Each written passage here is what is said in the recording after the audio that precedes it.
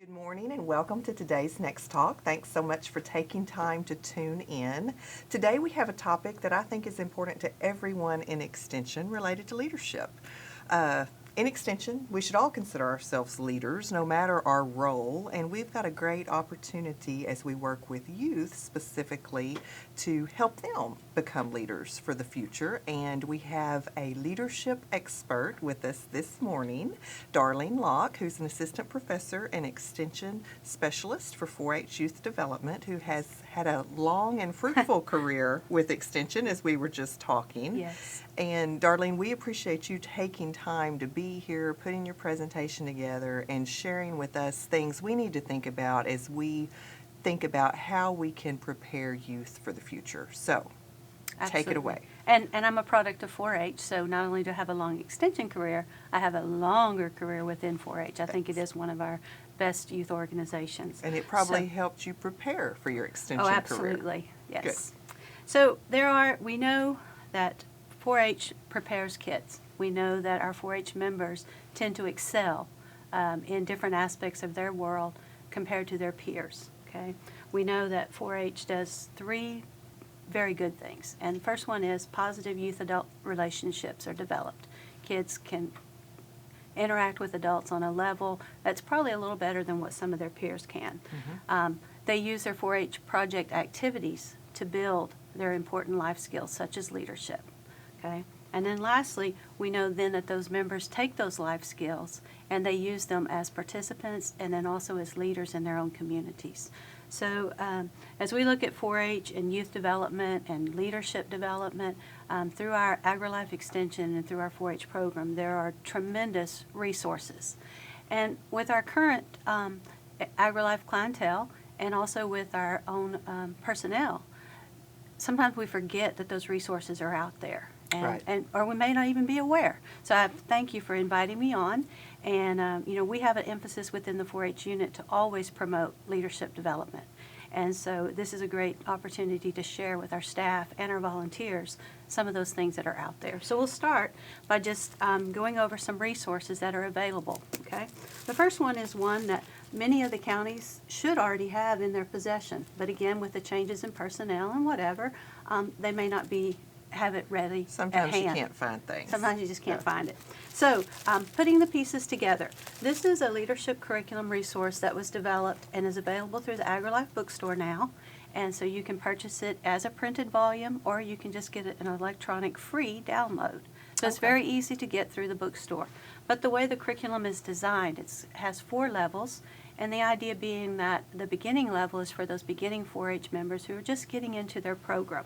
And then they progress through it, and by the time they get to the 4th level, they could actually be the youth that are teaching that. And we'll talk more about that in a little bit. Okay. But so it's a progressive sort of thing. It's centered around the 4 H's, head, heart, hands, and health. So all of those leadership activities are correlated to one of those 4 facets of youth development. Okay? Excellent. The second one, I don't have a copy of it with me, but it's the 4-H Ambassador Handbook. And ambassador programs are known throughout AgriLife Extension. Everything from shooting sports ambassadors to livestock and equine ambassadors. But a lot of our county programs utilize ambassador programs and the ambassador model to help youth get a better understanding of the 4-H program, its history, how AgriLife Extension works in conjunction with 4-H, and then those youth are then able to go out and promote the 4-H program, the whole 4-H program, to stakeholders, potential donors. And the ambassador model is just a great way to utilize our own 4-H members making those presentations instead of always the extension agent or the volunteer. So the 4-H Ambassador Program, or the handbook, it is also available through AgriLife bookstore. And then another one that's been around for about 10 or so years is this Keys to the Courthouse.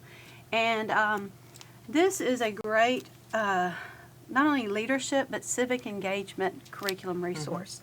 What this is about, this provides the youth with an overall view of the county government system. And I'm not sure that they get that in their Texas history class or their civics class. It was a long time ago that I took that, so I can't remember. But I'm thinking that, the county government is not as much a big part of Texas history. So this is a great way for clubs, county programs, to help their youth understand the election process, the judicial process at the county level, and then also the function of the various elected county officials.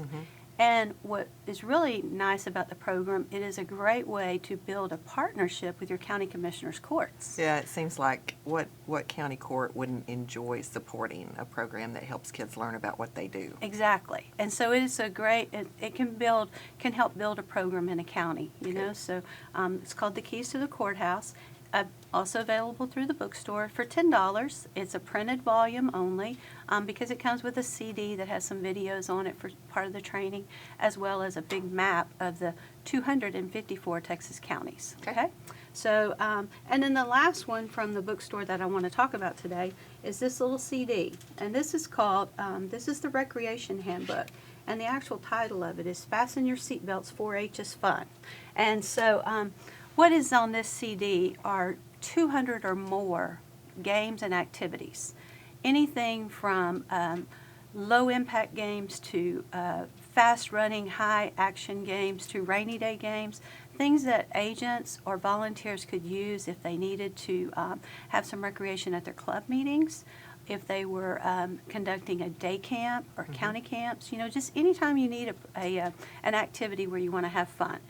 Also on that CD, there are some inspirational type ceremonies for things like officer installations, and I know that even some of our EE clubs use those. Yeah, so, I bet. Yeah, so it's a versatile tool that can be used by not only our 4-H program, but some of our other programs as well. Good. And so those are some that are available through Texas A&M AgriLife Bookstore. And then lastly, as far as a curriculum resource, the National 4-H Council offers curriculum resources. And so this is their series called Step Up to Leadership. And within it, it's by grade levels, and the grade levels are synonymous with the grade levels that we use in Texas. And there's just activities for teaching those skills of leadership, okay? So that's available through the National 4-H org office there. And, you know, these are all just some printed as well as other types of, like the CDs and all, resources for actually teaching leadership. And then the next couple of things I want to talk about before we move into the actual doing of all this are some resources that we have available on the Texas 4-H website. Okay. And the first one is Leaders for Life. Now, Leaders for Life is our youth engagement activity where we're teaching kids the principles of communication, public speaking, and primarily the focus is on parliamentary procedure and conducting a meeting. And so these are life skills that once these youth are in that position of learning them and practicing them at their 4-H club meetings, these are life skills they're going to use the rest of their life. Absolutely. Whether they're a school board meeting or, you know, a bank meeting, whatever. So Leaders for Life is a project that started about 5 or 6 years ago as a way to provide some sort of a consistent approach to how clubs are conducting their meetings and what all they're including with it. And so on the website are the tools that an extension agent or a volunteer would need to be able to put together a Leaders for Life team. And then that team then could compete if they choose to on a district and state level, county and district level, and then the winning teams go on to the state 4-H roundup contest, and the winner at the state 4-H roundup contest in the Leaders for Life actually goes on to the Western Roundup in Denver. Good. So it's a really neat opportunity to, you know, to share their experiences beyond Texas. And then the next one is called Charge to Lead. And what that is sometime last year, myself and some other of the 4-H specialists, we got together and we thought, you know, how many times does an extension agent or a volunteer at a moment's notice need to be able to teach something about leadership? They're called by the school board to come in and teach to a certain class or county council meeting, whatever. So we've developed these little resource things called Charge to Lead, and those are located on the leadership page of the website under the volunteer tab.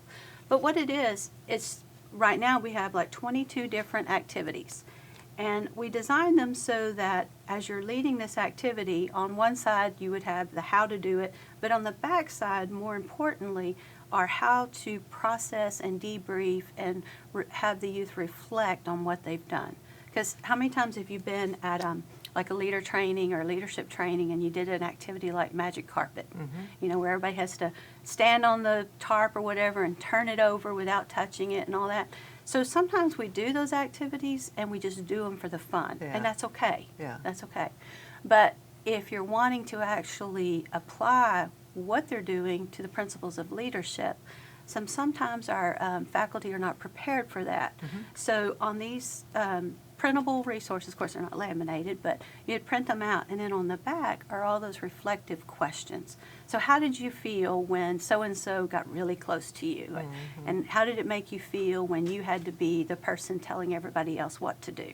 So it just gives the facilitator those kind of questions that if they're not doing that on a regular basis, they might not feel comfortable coming up with those. So these are just some little grab-and-go type things. And when I looked through your presentation to prepare, I was not familiar with Charge to Lead, so it sounds like it's a really great resource for any of us to have available when we need to go and do something quick and then have that reflection with a group. So. Of course, Dr. Lepley came up with our little graphic, and we kind of named it that.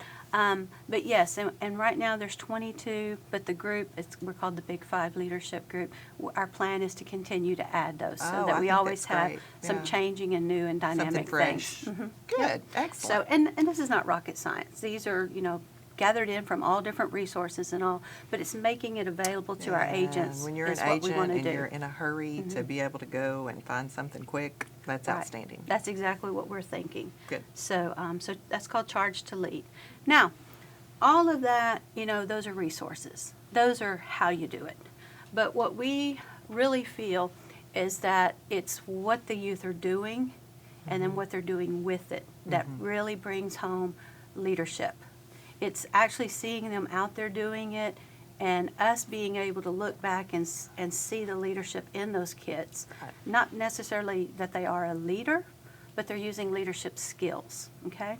And so Dr. Zanolini, Billy Zanolini, published this article in Journal of Extension in 2013. It's called Perceptions of the Texas 4-H Livestock Ambassadors on Career Development, Higher Education, and Leadership. This is all part of his overall thesis and everything. But this is what one of the things that came out of that study is that 4-H members, up until they're about age 13, are having like an inward experience. And I visit again with Dr. Zanolini to be sure I understood what his research showed. But this inward experience, they join 4-H, they're a little 9, 10, 11-year-old kid. They learn about themselves. They might learn about a project, whatever it is. They probably learn about higher education and where they could go to school, and they probably learn about careers. So they're really just learning about themselves and what they can do up till about age 13. Then when they get into those teenage years, 14 and above, now they want to be able to share that information. They want the outward experience. They want to be able to show folks that through all of this, this is what I know, and look and listen to me. I have something to say. And as our real life extension, as agents, as specialists, as administration, if we don't find the opportunities for those youth to have the outward experience, they'll go find it somewhere else. Right. So it's really important that we think about this idea and look for those places for our 4-H members to have an outward experience. So that's what the next part of this will be about. Okay. It's just different ways to encourage the agents to really make a purposeful effort to try to help engage, especially our older 4-H members, because we really are always wanting to retain all of our members, but most especially we want to hang that carrot out there for those older kids to stay involved so they can reap the benefits of a full 9 or 10 years of involvement. So 4-H club meetings, of course, that's the number one place to start. We really should focus on the county level because we can see kids at state level and we can see them at district level, but it's our own stakeholders in the county that need to know that their involvement in 4-H makes a difference. So, easy outs are club officers. Easy outs are putting them in charge of meetings, which is great. But think about other things they can do as well, like recreation, like using some of the resources I've already mentioned to actually lead a leadership project for younger kids. Mentoring. New family comes in, and I think Dr. Bowman has used you as an example before, Yeah. perhaps, but new family comes in, and 4-H, that's a whole new language. There's deadlines, there's expectations, there's different opportunities. What a great way to pair up a kid and really make them a mentor to that family. Right. Okay? And then service. Service should be an integral part of every county 4-H program, and I feel like it is. I feel that we do a really significant and good job with that. But are our youth leading that? You know, are we empowering the kids to look at their own community and see where the needs are and develop a strategic plan? Like we do one-day service, we do one-day 4-H each fall. Wow, how cool that would be if we knew that every one of those huge programs was planned, directed, and led from the beginning to the end by the kids. And really, they could be. They might be. I'm going to guess they probably are, but I'd like to know that they all Absolutely, are. You know, with that youth adult, that adult there to support them, but that those kids are really the ones leading the effort. That's where we see leadership.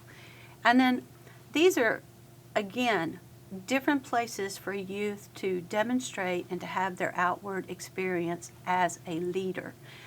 The ambassador programs, I've mentioned Dr. Zanellini's livestock ambassador program. There's also the equine ambassador program. Both of those programs have a career development built into it. They both have requirements for service by those youth. And so, again, those kids are getting to take the information they've learned about the livestock or the equine industry, and they're going out and they're advocating for those industries by doing presentations and workshops with adult audience as well as youth audiences. So the 4-H technology team has been around for about 10 years now, and their whole purpose is to promote the use of technology. And, I feel like they have had a huge part in our transitioning to having more robotics programs, more SET programs, and if they haven't been the actual cause for it, they have certainly provided us a lot of valuable knowledge. Right. Because they're kind of light years ahead of us sometimes with that information. And then my favorite of all these, of course, is Mission Possible, which is our camp that we do for children with and without medical disabilities. The 4-H members volunteer to serve as mentors, and in their capacity in that service, they are learning about medical disabilities, and then they are also there to assist a young person and make sure that they have a wonderful camp experience. But we have seen young people come out of that program and say, it's life-changing because they never had that exposure to a person with a disability. So they come out of there with the idea that they want to now go advocate for the disabled community, and they are more knowledgeable of what it's like when someone drives their car into the curb cut. You just don't think about it. So these opportunities and these experiences may not all say leadership on them, but there are ways that kids develop their leadership skills and become just a personal leader. Did you start the Mission Possible We did. camp when you were at the Lorinda 4-H Boyd Center? and I, Okay. and actually Dr. Jeff Howard. Okay. It was a grant through National 4-H that we started. That's great. Yep. And then moving on to some others in our for our young people that are not in the animal industry area, Healthy Lifestyles Ambassadors and the Clothing and Textiles Advisory Board. Again, these are state-level opportunities, and unfortunately, for the little people, for the young ones, they got to wait until they're 14 or so, but that's okay. These are outward experiences. Right. They're designed for those older youth to be able to go back and give back to their community and to their state 4-H program. So these two, some things I can think of that these two ambassador groups have been responsible for, or at least have been catalysts for, are things like implementing the food challenge, which, that did start as a county program, but I know our ambassadors have had a good hand in it. Absolutely. But things like the recipe rally, and then on the clothing and textile side, the quilt challenge, the refashion retreat, the trash and fashion, having the youth voice there and really listening to the youth voice has helped keep that program relevant to the kids that are participating. Right. So I think that there's definitely a place for the youth to serve and to be a part of these groups. The one that we're just launched this year is called GLOBE. It's a new program. This is it stands for Global Leadership Opportunities Beyond Education. And what that's about, it's a cultural diversity and international service program. Oh, wow. So what we will do with those youth this first year, and we're still open enrollment right now, but they've been participating in some webinars about cultural diversity, poverty, sustainability, and then they will travel to Little Rock, well, not Little Rock, it's a little town called Perryville, Arkansas, where Heifer International has a simulation of various villages that they work with, that they partner with. And we will go there and stay for 4 days and live out an international experience, but here in the United States. Wow. Now, how many kids will get to go? Right on now, that? we're looking at a bus. We have a bus reserved. So Good. right now we're about 30 youth. We're looking for about 12, 15 more kids to sign up. Okay. But there they will live like the villagers. It could be Guatemala, it could be Zambia. It's Charlene Ballou and I went and checked it out, and we think it's going to be a really, really neat opportunity to experience life in a different country. That's great.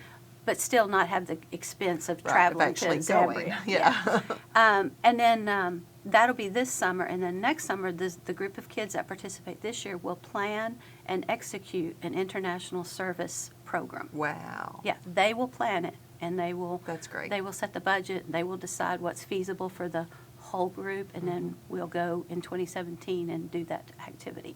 Good. And then the last one, of course, is Texas 4-H Council. We all know about the green jacket, right? And that's what a lot of youth work really hard to get to the Texas 4-H Council, which is a great, it's a great plateau, as far as your 4-H career. But for sure, it is more than the green jacket. And kids that have been on the Texas 4-H Council will tell you that it is more than just getting the jacket, or it should be. There's great expectations of them to help plan and set the stage for Texas 4-H Roundup, for Texas 4-H Congress. And then they also have responsibility for a program that's been around for about 8 years now called Junior Leadership Retreat. And in that capacity, the Texas 4-H Council members, all senior level 4-H members, are totally responsible for planning, designing, and conducting a state level leadership program that's delivered to junior and intermediate 4-H members. That's great. And that's where you see the epitome of youth teaching youth. Yeah. And you really see that those little junior and intermediate, they see those kids being the leaders. And then those leaders, those 4-H council members, turn around and see these kids looking up to them, and the light bulb just goes boing, really. That's where it all comes home. That's where you get to see everything that you've worked hard as a 4-H member come to fruition, when you see those little ones and you feel like you've been able to make an impact on them. Right. So that's, again, another opportunity here on the state level. And then we have lots of national opportunities for kids too. So, there's resources out there for agents and volunteers to teach leadership, but the real learning for the youth, in my opinion, comes when they get to do it. Yeah. As you were talking earlier, and I think probably all of us who have been 4-H agents or agents that work with youth have seen kids at that moment when they transition from inward to outward, and there's really nothing better than that. It is. It is to great. remind us all why we do this. Yeah. So it's a calling, and I really applaud all of our agents that work with kids. yeah, I do too. It's a great program, and we have a great opportunity to make an impact with these youth, Absolutely. so that they can make their impact. Right. Okay. Well, having said that, is that your last? That's it. I was going to put it on yours. Okay. Well, we do appreciate you Yes. coming here and sharing your time with us. It is obvious that you're someone who has committed your career to extension and what we try to accomplish in youth development, and you're doing a great job in your thanks. current role. And we're proud to have you, here in College Station at the State 4-H office, and you're doing great work. Well, I just say if anybody needs anything in the field that I work in, please let me know. I'm always glad to go out and work with counties. So everybody remember Yeah. that. If you Yeah. need some expertise in leadership out in your county, call Darlene. Our international programs are not record books. Anything but record books. All right. Well, thank you so Yes, much for thank you coming so on. much. And we'll make sure that we post some of your resources and links to those to the bookstore. And Okay, thanks for good, bringing good. those. And we'll have you on again in the future. Thanks. And thanks to all of you for tuning in and for listening to what Darlene and I have talked about. And we hope you found it useful to your county program.